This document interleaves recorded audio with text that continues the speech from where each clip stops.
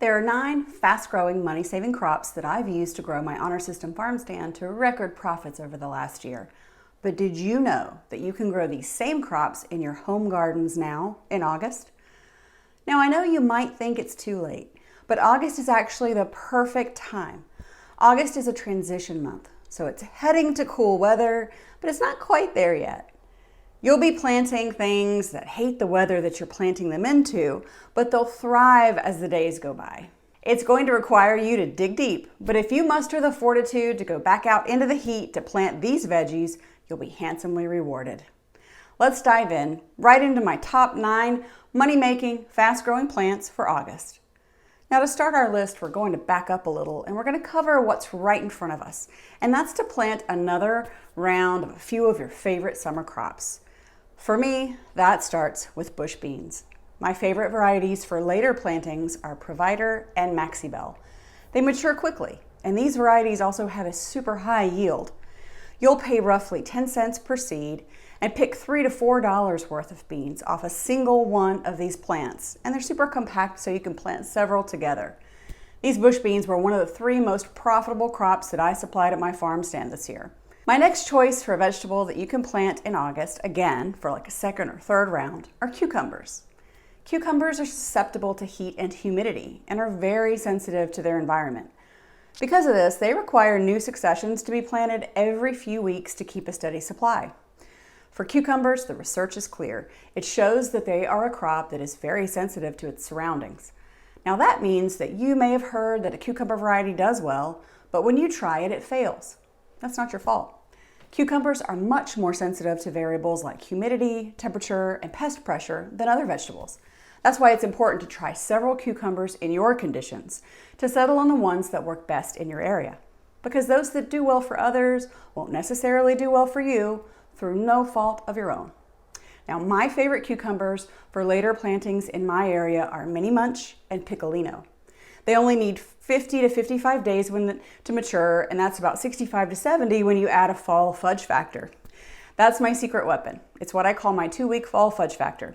I add about 2 weeks to the days to maturity for anything I plant in August, September, or October. Now this is because the days are getting shorter and shorter as you go along, and you'll notice that your plants need that extra 2 weeks to finish growing. Number 3 on the list are bunching onions, also known as scallions. These will grow all year round where I live, and they are great to have on hand for fresh onion flavor anytime. My absolute favorite types are parade bunching onions for a regular white scallion bunching onion, and deep purple if you're looking for red bunching onions. Now we've talked about beans, cucumbers, and bunching onions, and those are kind of summer crops. Now we're going to switch gears to the fall winter crops we can plant now in August and harvest later. These crops absolutely thrive in cooler temperatures, and some of them actually taste better in the fall than they do in the spring. You may have tried these vegetables earlier in the year and got discouraged because they went to seed before you could get a decent harvest off of them. But you're in luck now because many of these veggies grow gangbusters during the fall. The first one of these is cabbage, and my choice for cabbage in the fall is Tiara. They are adorable cabbages around 1 to 2 pounds each, and they're perfect for a single meal. They are super small, and I can fit about 70 of these in an 18-foot garden bed. They're small and they mature quickly, which is perfect for this time of year because you don't have a ton of time. I plant the seeds out in 1st of September, and in 60 to 70 days, they're fully mature. They also store really well. Kale is one of the most delicious greens you can eat, and when you plant it in fall, it absolutely shines. You can pick kale whenever you want to, which means you can pick it at the baby leaf stage as a replacement for lettuce and salads, or you can wait till the leaves are larger and saute them or bake them as kale chips. The next choice is Bok Choy, and it's my secret to delicious stir fries. It stays crispy even when you cook it, which is why my kids absolutely love it. And if they love it, I love it.